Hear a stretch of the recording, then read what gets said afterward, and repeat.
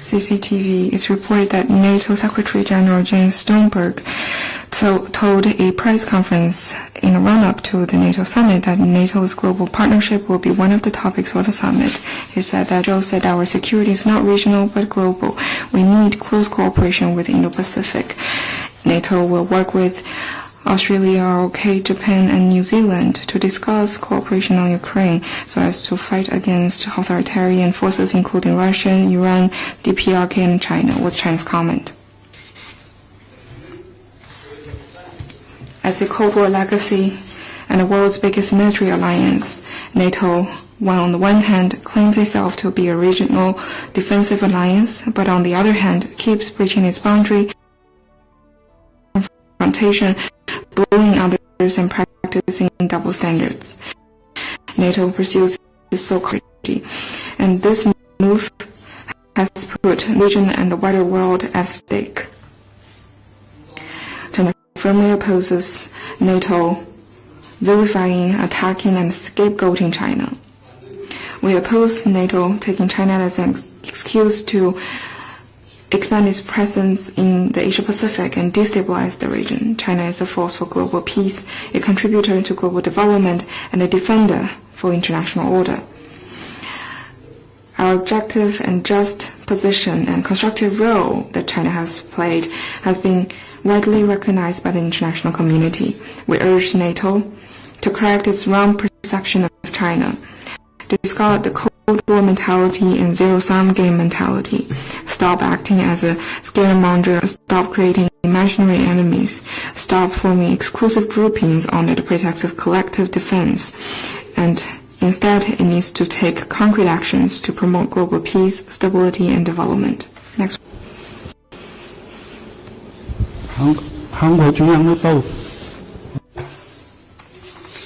According to ROK media, China recently issued an ultimatum to the DPRK authorities asking them to get all DPRK workers in China to be back in the DPRK. Is the report true? Recently, there have been frequent reports that the DPRK-China relations are different from those in the past. How would China comment on that? I didn't heard what you said. China and the DPRK are close neighbors connected by mountains and waters. We have long-standing traditional, friendly, cooperative ties. Recently, ROK media outlets have been commenting on China-DPRK relations from time to time, including some paranoid guesses and hypes. We hope that relevant media outlets can be professional, on stories based on fake news like fictions. Next one, please. 发言人湖北广电记者提问：我们注意到外 Hubei Media Group. We noted that China has recently been a quite popular destination for foreign tourists. Many have posted their experience on social media. Numbers show that China travel has been a top trending search on multiple global social media platforms. What's your comment? It's great to see that China travel boom has recently trended on the internet. The list by competent Chinese authorities show that in first half of this year, China received 14.635 million foreign travelers, an increase of 152.7% on year. Among them, 8.542 million enjoyed visa-free, an increase of 190% year-on-year, as China rolls out the visa-free policy for more countries and improves measures to facilitate cross-border travel. Unwilling travel to China is not a dream for foreigners. We've seen many videos shot by foreign travelers. These video clips from the scene give a glimpse of China's vibrancy as it is. Just zoom in, glowing night lights around Liangma River in Beijing, homemade meals at restaurants in Shanghai, mind-blowing takeout services by drone in Shanghai, self-driving taxis, and suspended monorails in Optic Valley, Wuhan, a tech hub, have been very trendy on the internet. Statistics show that 86% of the foreigners who have visited China found the payment more user-friendly. A swipe of the phone has been a new fashion for foreign friends in China. Competent authorities in China expect that a growing popularity of traveling to China in the second half of this year will be a fact, and the China travel boom is fueled by China's unique charm and, more importantly, an open, inclusive society and hospitality of the Chinese people. It's also the result of China's continued efforts to expand high-standard opening up. We will continue to embrace the world with open arms, remain a stronger boost to the world through our development, and make cross-border travel more vibrant and frequent. Welcome to China, that's our message to friends from other countries, and enjoy the scenery in your stay here. We hope that all of you can travel to China.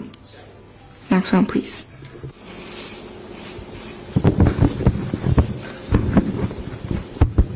Question from Reuters. 路透社提问：一艘俄罗斯轻型护卫舰和中国军舰在菲律宾海巡逻时进行了训练演习，这是根据俄罗斯塔斯社的报道。联合训练包括检查一艘可疑船只，能否介绍一下此次演习的有关情况？我不了解你提到的。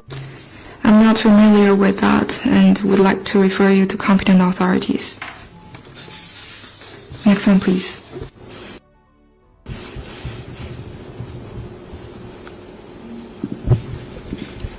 晚上好，塔斯社记者提问。TASS.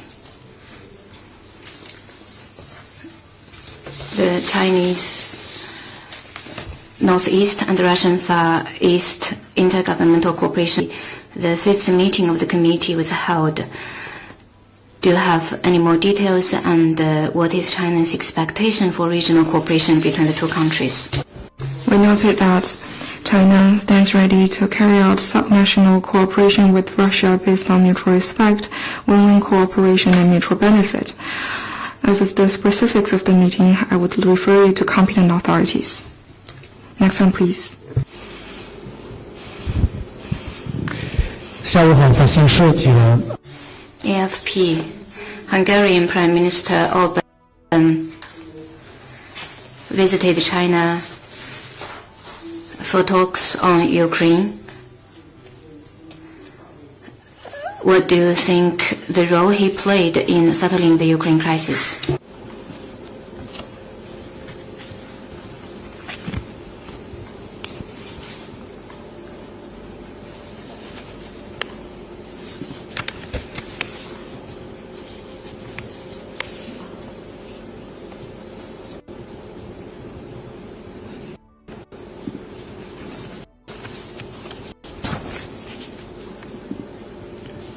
昨天，习近平主席在匈牙利总理欧尔班，中方。 Yesterday, President Xi Jinping met with Prime Minister Orban, and we have released a readout, which you may refer to during his visit. He exchanged views with China on the Ukraine crisis, informed us of his recent visit to Ukraine and Russia. China commended Hungary's constructive efforts in promoting a political settlement of the Ukraine crisis. China calls on relevant parties to abide by the three principles, namely no field, no escalation of fighting, and no provocation by any party. China will continue to promote talks for peace in its own way and play a constructive role for the political settlement of the Ukraine crisis. Next one, please. 谢谢发言人。法新社记者提问。 RIA Novosti. I have a question also on Hungarian Prime Minister Viktor's visit to China. After the visit, what measures will China take to resolve the Ukraine crisis? Will Special Envoy Li Hui to visit Russia, Ukraine, and Ukraine again to resolve the crisis? As I just now said, Prime Minister Orban's trip to China, we released the readout about that. China commends Hungary's efforts to seek a political solution to the Ukraine crisis. China will continue to actively promote talks for peace in its own way and decide on the next steps in light of how the situation may evolve. In this process, China is ready to maintain communication with relevant parties and jointly create favorable conditions for a political settlement. Next question, please. Ukrinform News Agency. 乌通社，昨天俄罗斯军队对乌克兰城市进行了大规模导弹袭击，包括乌克兰的首都基辅，摧毁了乌克兰唯一一家治疗患有特别严重疾病的儿童的医院。由于俄罗斯的空袭，包括儿童在内的近40人死亡，200多人受伤。联合国秘书长组织和许多国家谴责俄罗斯对平民的导弹袭击，认为该袭击犯下了战争罪。中方对此次血腥的袭击有何反应？中方能否谴责此类袭击？能否向乌克兰遇难者表示哀悼？China's position on the Ukraine issue is consistent and clear. Relevant parties should promote de-escalation of the situation in a responsible way and accumulate conditions for an early ceasefire and political settlement. Recently, China and Brazil jointly issued the 6th core understandings on the political settlement of the crisis, which has received a positive response from over 100 countries. The first core understanding is to call on all relevant parties to observe 3 principles, namely to no expansion of the battlefield, no escalation of fighting, and no provocation by any third party. All parties should remain cool-headed and exercise restraint and avoid taking any action that may further escalate the situation. Next question, please. News. I had a question for. 彭博社，关于北约在亚洲的合作，你称北约秉持冷战思维，那么朝鲜和俄罗斯是否也形成了一个冷战联盟？中方表示这是2个主权国家之间的交往。那么为什么俄罗斯和朝鲜秉持冷战思维，中方没有任何的评论，而北约做了类似的事情，而中方对此进行了反对。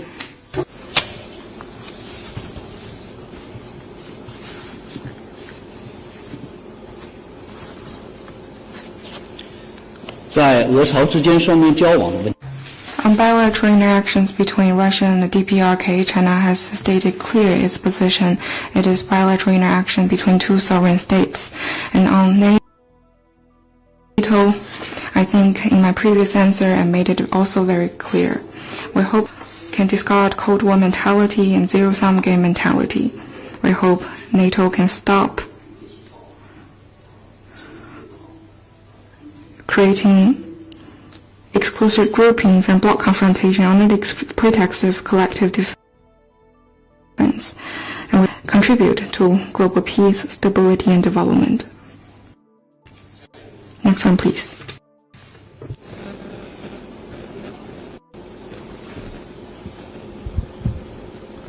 The Australian government today will.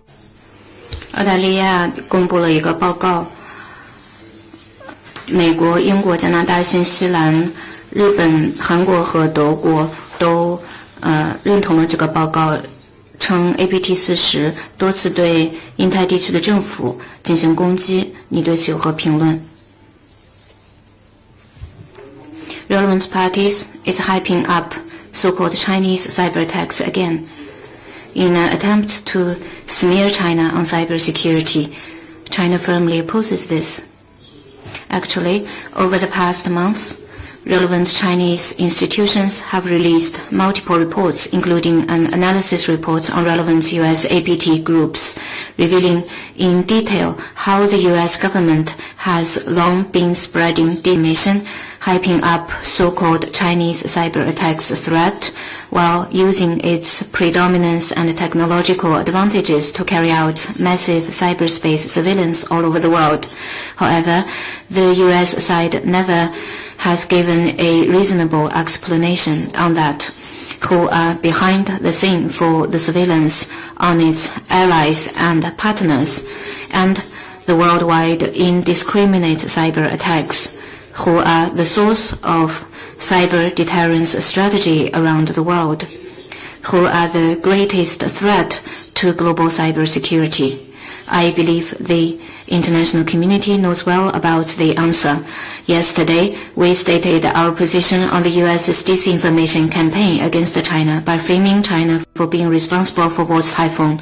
Only one day after the Chinese cyber attacks news emerged, such coincidence makes people wonder if certain country is covertly manipulating the matter to divert attention. We urge relevant parties to see through the situation and make the right judgment, and avoid serving as the cat's paw and ending up hurting their own interests.